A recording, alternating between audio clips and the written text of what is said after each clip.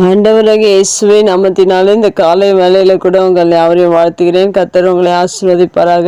இந்த நாளிலே ஏசாயா தீர்க்கதரிசன புஸ்தகம் 66 அதிகாரம் 13 வசனத்தை கூட வாசித்து தியானிக்கலாம். ஒருவனை அவன் தாய் தேற்றுவது போல் நான் உங்களை தேற்றுவேன், நீங்கள் எருசலேமிலே தேற்றப்படுவீர்கள். மிக அருமையான வேதவசனம். இங்கே தாயினுடைய அன்பை குறித்து வேதத்தில் சொல்லப்பட்டிருக்கிறது. நம்ம இந்த உலகத்தில் தாய்மார்கள் பிள்ளைகளிடத்தில் எந்த அளவுக்கு அன்பு செலுத்துகிறார்களோ அதே அன்பை தேவன் நமக்கு கொடுக்கிறவராக இருக்கிறார். இந்த உலகத்தில் தாய் இல்லாதபடிக்கு அநேக பிள்ளைகள் உண்டு. அந்த தாயின் அன்புக்காக இயங்குகிற அந்த பிள்ளைகளுக்கு தேவன் தகப்பனாக தாயாக இருந்து அந்த தாய் தேற்றுகிறது போல தேவன் நம்மை தேற்றுகிறவராக இருக்கிறார்.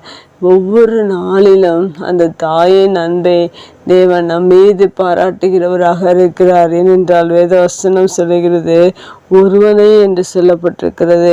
ஒருவனை அவன் தாய் தேற்றுவது போல்.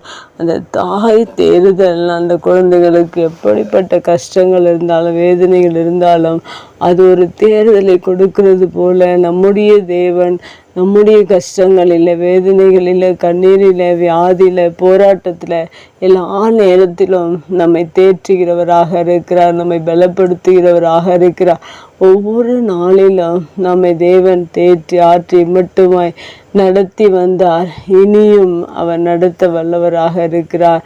ஒரு தாயின் அன்பு எப்படிப்பட்டதோ அதே அன்பு கொண்ட நம்முடைய தேவன் நம்மோடு கூட இருந்து ஒவ்வொரு நாளிலும் நம்மை நடத்தி நம்மை ஆசீர்வதித்து நம்மை வழி நடத்துகிறவராக இருக்கிறார். இந்த வேத வசனத்தில் கூட 2 முறை இங்கு சொல்லப்பட்டிருக்கிறது. தாயின் அன்பை போல நம்மை தேற்றுகிற ஒருவனை தாய் தேற்றுவது போல தேற்றுகிறார் என்று சொல்லப்பட்டிருக்கிறது.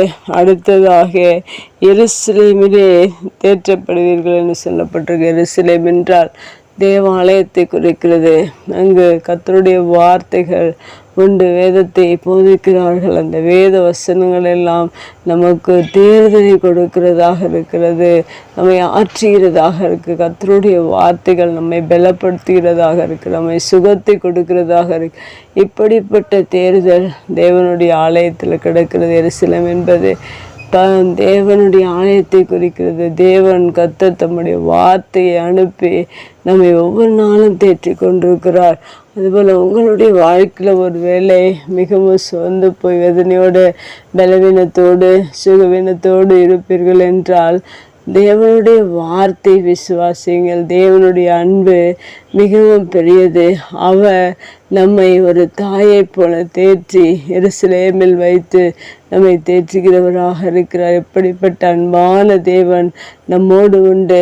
ஒன்றுக்கும் நீங்கள் கவலைப்படாமல் அவருடைய தேர்தலை பெற்று நீங்கள் ஒவ்வொரு நாளும் ஆசீர்வாதத்தோடு வாழும்படி தேவன் உங்களுக்கு உதவி செய்வார். கண்களை முடிச்சு வைக்கலாங்கள். அன்பு தகப்பனே, இந்த அருமையான வார்த்தைக்காக நன்றி செலுத்துகிறோம். ஆறுதல் இல்லாதபடிக்கு தேர்தல் இல்லாதபடிக்கு மனவேதனையோடு கூட பலவீனத்தோடு கூட வியாதியோடு கூட போராடி கொண்டிருக்கிற அநேக மனிதர்கள் உண்டு தகப்பன். நீர் ஒவ்வொருவரையும் தேற்றுகிற ஒரு தாயை போல தேற்றுகிற தேவன் நீர். ஆண்டவரை ஒவ்வொருவரையும் நீர் தேற்றுவீராக, நீர் பலப்படுத்துவீராக, சுகத்தை கொடுப்பீராக. ஒவ்வொரு நாளும் நீங்கள் நடத்தும்படி உம்முடைய கரத்திலே எங்களை ஒப்பு கொடுக்கிறோம்.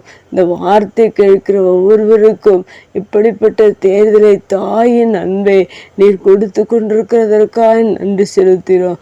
தொடர்ந்து நீர் நடத்துங்க, ஆசீர்வதிங்க. இயேசுவின் நாமத்தில் ஜெபம் கேளும் நல்ல பிதாவே, ஆமேன்.